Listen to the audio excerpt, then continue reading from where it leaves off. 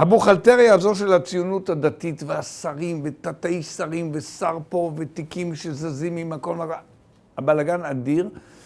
האם אתה חושב שהאנשים הללו בסוף יתיישבו והמשרדים יהיו מסודרים, או שזה המשך של תככים ובלגן גם אחרי הקמת הממשלה? אם אנחנו מדברים על מפלגת הציונות הדתית, אני חושב שכן, הדברים שם בסופו של דבר די ברורים. שר העלייה והקליטה יהיה אופיר סופר, ושרה לתפקידים לאומיים, שזה משרד שכולל בתוכו כמה דברים שבעיקר קרובים לליבה של הציונות הדתית, זאת תהיה אורית סטרוק.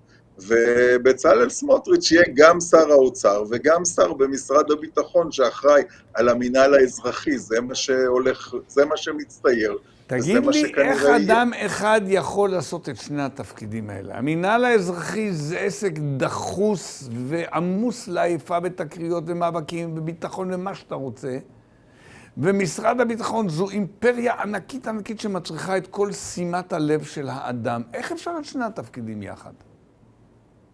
תראה, אפשר לשאול את זה גם על שר הביטחון, איך הוא יכול להיות גם אחראי על צה"ל, לטפל בכל החזיתות וגם על הרכש הביטחוני וכל הדברים האלה, וחוץ מזה גם לנהל בעל האזרחי את החיים האזרחיים של 500,000 תושבים מיהודה ושומרון, יהודים שחיים מיהודה ושומרון. מה התשובה?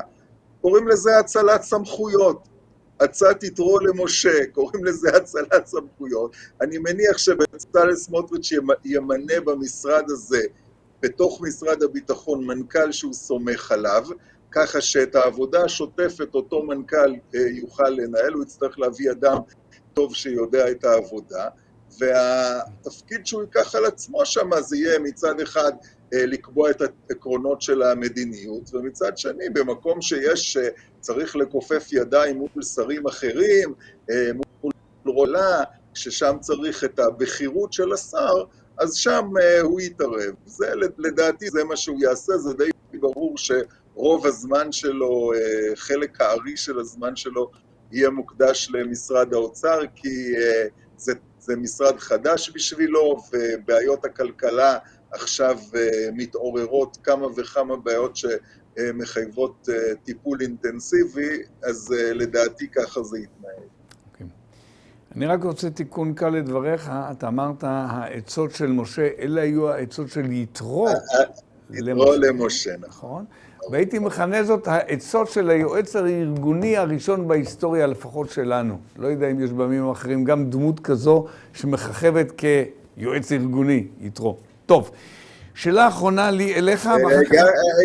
אני חושב שיוסף יכול להתחרות בעוד קודם. אמנם אין לנו פרטים. כן. איך שהוא ניהל את הרעב במצרים, זה יכול להיות גם. את הרעב וגם את המשאבים הלאומיים, אם אתה זוכר, את סוף הפרשה, כשהוא מתאר שמה איך הוא קונה את אדמות המצרים, בדרך כלל את הסיפור הזה לא כך זוכרים. אוקיי, בסדר, מצוין. שאלה אחרונה לי אליך, עוד לא יבשה הדיו מההסכמים שטרם נחתמו, אז אם כן הדיו לא יכלה להתייבש, וכבר פרצה מריבה, דווחת בתקשורת, אודות הקבינט. מי יושב בקבינט? בא אדון ביבי ורצה להקים לעצמו מטבחון קטן, או סמוטריץ' או בן גביר צעקו, רגע, בלעדינו זה לא יהיה. ככה מתחילים? כן, אפשר להבין את זה. זאת אומרת, הם אומרים, אנחנו שותפים קואליציוניים, זה לא ייתכן שידירו אותנו מהפורום שבו מתקבלות ההחלטות. אז מה עושים? בונים איזשהו פורום, שהוא הקבינט וההחלטות אמורות להתקבל בו, ואחר כך אומרים, לא, אני אעשה לעצמי איזה מטבחון קטן, ואת הקבינט אני אהפוך לחותמת גומי. אז זה טבעי שהשותפות הקואליציוניות שלא נמצאות באותו מטבחון, לא יסכימו לזה. ואם ביבי לא מכניס אף אחד משני הג'נטלמנים הנכבדים הללו לתוך המטבחון שלו, זה אומר שלא תהיה קואליציה, או תהיה?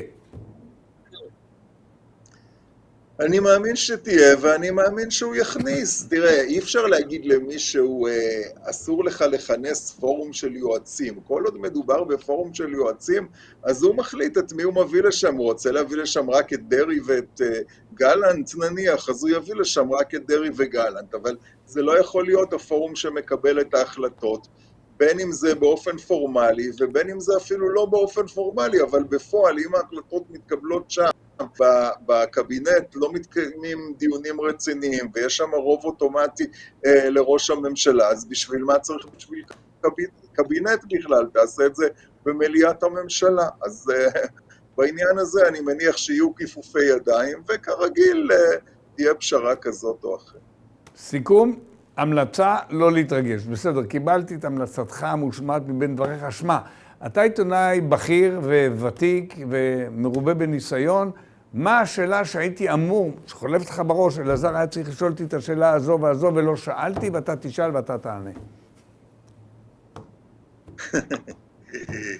מה היית צריך לשאול אותי? האם יש סיכויים שבאיזשהו מקום הקשיים במשא ומתן מסתירים איזשהו ערוץ נסתר שדרכו בסופו של דבר יבוא בני גנץ במקום הציונות הדתית ובמקום בן גביר וזאת תהיה הממשלה? מר שילה היקר, חרוני עליך. נכון, הייתי צריך לשאול את השאלה הזו ואתה עכשיו חשפת אותי. בבקשה, עמנואל, ענה על השאלה הנהדרת הזאת. מצוין, כן, בבקשה. התשובה לדעתי שלא. אני לוקח סיכון מסוים, אבל אני אומר שהתשובה היא לדעתי שלא.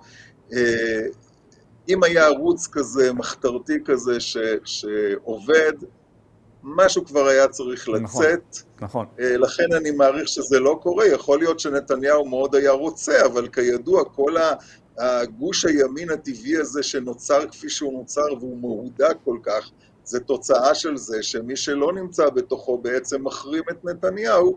בינתיים לא ראינו שגנץ הגיע למצב הזה שהוא מוכן להסיר את החרם מעל נתניהו, לכן להערכתי בטווח הקצר זה לא יהיה. מה גם שיש חוקים מסוימים שברגע שנתניהו מכניס את גנץ הוא מתקשה מאוד להעביר אותם, והוא בעצמו רוצה את החוקים האלה. לכן להערכתי זה לא יהיה, יכול להיות שזה יהיה בהמשך הקדנציה. עמנואל שילה, אני מודה לך מאוד על השיחה הזו, למדתי מפיך הרבה דברים, ואתה עוד תשוב אלינו בעוד פרשנויות וחיוכיך הרכים. תודה רבה לך, עמנואל. בשמחה רבה, אלעזר. שמח לשוחח איתך. תודה רבה. שלום. גבירותיי ורבותיי, תודה שהייתם איתנו. צפו בנו דרך ובאמצעות היוטיוב. אתם רואים את הכפתור האדום הזה? תלחצו עליו, תהיו מנויים אצלנו. אנחנו נהנה, אתם תהנו. תודה רבה לכם. שלום ולהתראות.